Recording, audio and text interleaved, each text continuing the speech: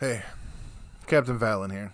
I know I've been talking about having the courage to talk about my life a little bit, and I think one of my rants today is going to do that. Um, I want to talk about stuff that I remember, and it's I don't know. This is more about a catharsis than it is about anything else. I guess a little internet therapy, if you will.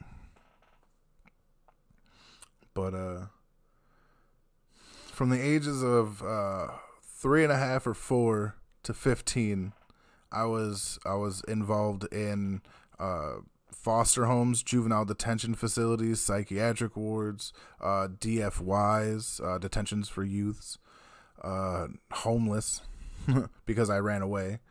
Um, yeah, that pretty much sums it up. There's probably more that I don't remember, but I remember weird things.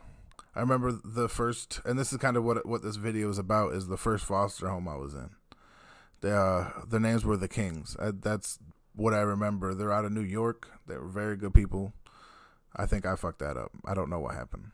I have a story, but the person who told me cannot be trusted for anything. So, what are you gonna do? But anyway, I remember I remember jumping out of the car. That's one of the things I remember because I remember I had like bloodied my arm like from here to here, and but it didn't matter, and it didn't matter what I did. I still had to go, and I remember leaving, and I don't remember much after that. But I remember the smell, and it's one of those things that kind of sorry. I remember the smell of the garage of the King's house. I remember a lot about that place, even though I was only 4. I remember the exact schematics. Like I could walk into that house and probably move around without question. I remember the foyer when you walk in, the big glass wall, like with the partition things. It was beautiful. The smell, like I said, the smell of the garage, which still, whenever I smell it, this is the place it takes me. I remember the kitchen that had like it had like a little window that you could see through, like into the living room and stuff like that, and out through the front window. And then there was a hallway going down to the left, off the main living room, and that's where the bedrooms were. And then there was a basement somewhere too, and it was like a finished basement where I think their daughter lived or something like that. I remember she did breakdancing. Now that I'm talking about it, and she was trying to teach me, but I was not getting it. I was very young. Uh, I remember really liking this place, feeling good about it before a lot of really horrible shit happened. At least that I can remember. Um, I can remember the neighbor got Donkey Kong once. Not once, but like they got it. It was like they got a Nintendo and Donkey Kong, and it was the biggest thing. Like every kid was over there all the time, and I remember one night I snuck out and it was raining, but I didn't really care, and I knew where they were. I knew how to get there in my brain, but I just couldn't see, and I knew, oh, you just have to follow the drainage ditch and get there. So I followed it and I got there and I show up at the neighbor's house. It was like a little ways away because this is kind of a country place, and they're like, "What the hell are you doing here?" We got, and it took me like probably 40 minutes to an hour of straight walking there, but it was video games and Donkey Kong, and I was so entranced by the idea. I think I had seen it and wanted to see more than anything. And so I ran out, and I remember going and just watching. I was wrapped up in like a few towels, and a blanket, and just kind of watching them play until the Kings came over and got me, and then I went home, and I didn't get in any trouble because, oh well, I don't remember. Like that's the thing for me. I don't remember a lot because it was a little after this, like 5, that they started throwing drugs at me, like everything you can think of for a kid at the time, even for adults. I know some of the psychiatric wards I was in, I I literally can't medically remember because my brain was essentially turned off. um, Uh, and yeah, and then they transferred me out of there because like it's not treatment; it's just a way station. But yeah, the Kings, stay focused. I remember, I remember them being very nice and being with my sister at the time. Cabbage Patch. There was like a Cabbage Patch Kids board game that I absolutely loved to play and wouldn't let people not play it.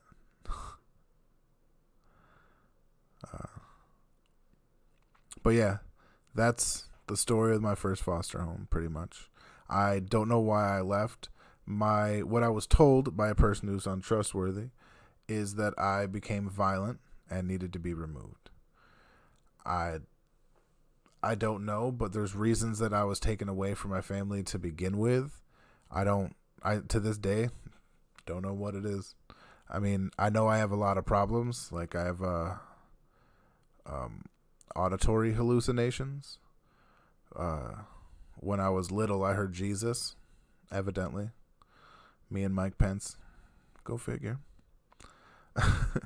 But because of that, I was told by my mom because I heard voices, I had to be taken away.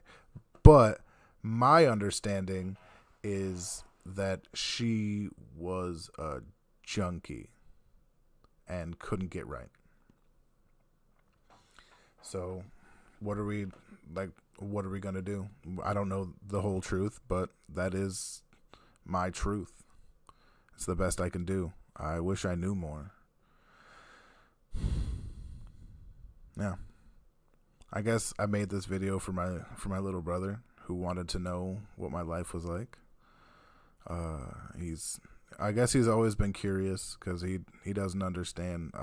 He got out, is how me and my sister put it.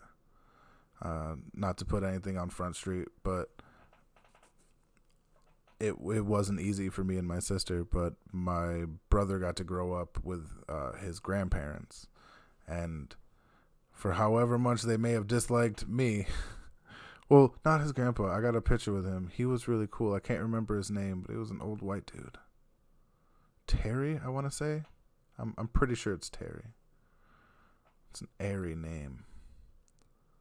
Anyway, he was always nice to me, but my brother just doesn't know anything about my life, and if I'm gonna live my honesty and expect my son to be honest with himself, then I have to be honest with myself. And that's kind of one of the reasons I'm making this channel, is to be honest with myself. And again, internet therapy, you know what I mean? Just kind of get it out there and talk about it.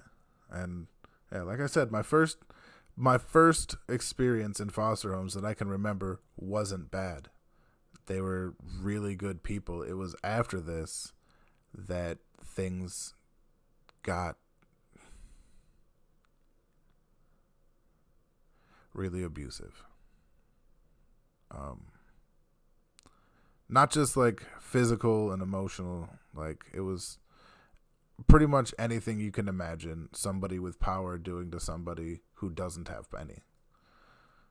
And that's pretty much as far as I'm going to go on that. I went from a foster home to foster home because I fought back. There's a part of me that's broke. My fight or flight has always been like, even if it's dangerous, I'm just running towards it. And eventually you fight hard enough to hurt somebody, and then they beat the shit out of you and send you to another home to repeat the cycle. And they say that you're the problem, that like in my case, I was just violent and uncontrollable and I wouldn't listen. And from there, they just pumped me more full of drugs and more full of drugs. And anytime I was able to be myself, I couldn't fathom like how often things had changed. Like you can't change something on a child that much, from medication to environment to people looking after them, and expect them not to be scared or not to lash out. Like an adult man would do that. You know what I mean? Let alone a child. But because I fought, and because I've always been I wasn't always big, but I was always bigger than my body, if that makes sense. Like, I've always been stronger than I look. For example, when I was 13, my friend was helping his mom work on their car. It was an old Rabbit, and she had to take the engine block out. And something happened while I was there, and I literally one-handed caught the engine block. And I got a friend that can back that up. He was right there. And, like, the mom got safe, and I didn't realize that I was holding up an entire engine block. It just didn't occur to me. I just, you know what I mean? Part of it was adrenaline, sure, but a 13-year-old still shouldn't be able to do that. And it's not like the tendons on my arm broke. It was just something, I just grabbed it. But like I said, I've always been bigger than myself, and when I fight back, I don't care how much I hurt myself, which I think is the defining feature. Some people, like, they don't want to get punched in the face. If I'm fighting, it's already a foregone conclusion that I'm going to get hurt. So my job is to hurt you as much as I possibly can before you hurt me as much as you possibly can. And I've learned to take quite a beating, so. But yeah, I was labeled and moved around a lot. I ended up in and out of, like I said, juvenile detention facilities, everything you can really think of. Sorry, this one's pretty hard. I want to be honest, and if I can't even talk to my son about this. I can't, and he's a child who doesn't understand. Like, he doesn't get context. I can't talk to really anybody about this, and this is probably the hardest video I've ever had to make. But this is the truest video that you're probably going to find on the internet right now. The most honest and most vulnerable, at the very least.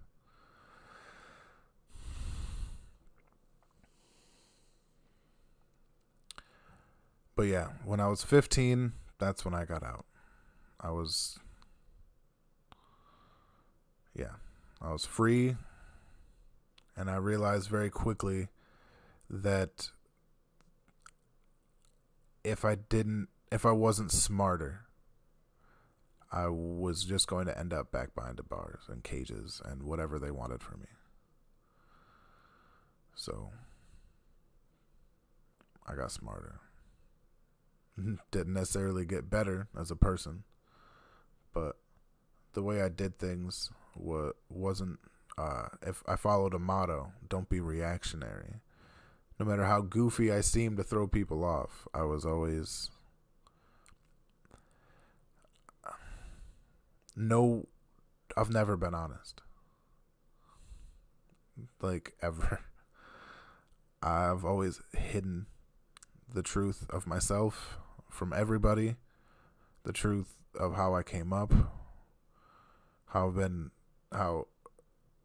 almost every abuse and I've been waterboarded before I was fucking 11. Like, do you fucking understand that? I've done a month of isolation before I was 12. You don't get what that does to a person, let alone to a child. And I'm just starting to come to terms. Like, I have my own way of dealing with stuff that probably isn't the fastest. But this is the most honest I can be. I've got to get past this to be the father I want to be. And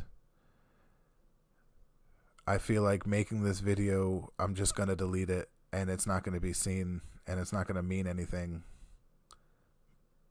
But maybe I'll be brave enough to share it one day. Maybe I'll be brave enough to share it today. I really want to. I want to be better for my son. I want to live a life that's honest, and I want to stop lying to people around me because I can't deal with what's happened to me. Like, anytime anybody asks me pretty much anything about my life, my knee-jerk reaction is to lie.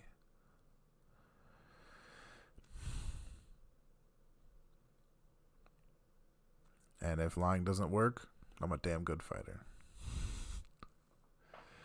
Oh, fuck. All right, I gotta end this. This has been Captain Valen, 100%.